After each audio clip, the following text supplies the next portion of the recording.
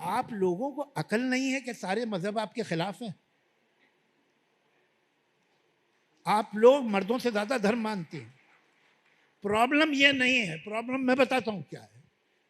इन्हें अच्छा पति नहीं मिलता इसलिए अच्छा भगवान ढूंढती है। सच ये है कि भैया अगर रियल में नहीं है तो अनरियल में ही हो जाए कुछ। ये सारे धर्म जो है, जो आप अपने बच्चों को सिखाते हैं, आप क्या तैयार कर रहे हैं? आप फ्रैंकस्टीन बच्चों को बना रहे हैं, अपने बच्चों को, जब आप उन्हें धर्म सिखा रहे हैं। इसलिए कि ये हर धर्म दुनिया का एंटी विमेन है, वो औरतों को सेकेंडरी समझता है।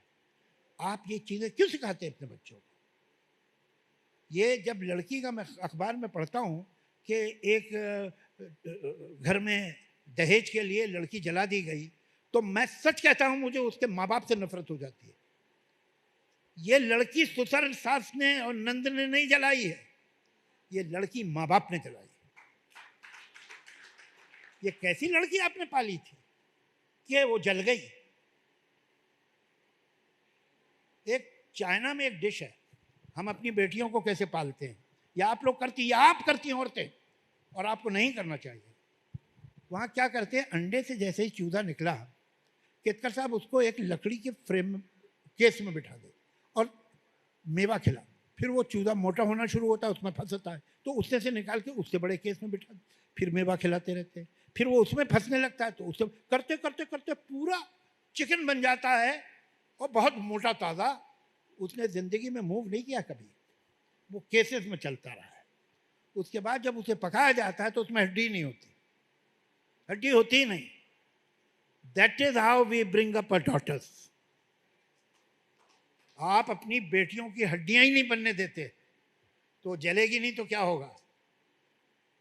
मेरी बेटी को जला के दिखाए कोई, इतना मारेगी सीधा करे, बेटी अब तुम जा रही हो, अब तुम पराई हो गई। क्यों पराई हो गई? जरा सी गड़बड़ो फौरन आ जाना वापस।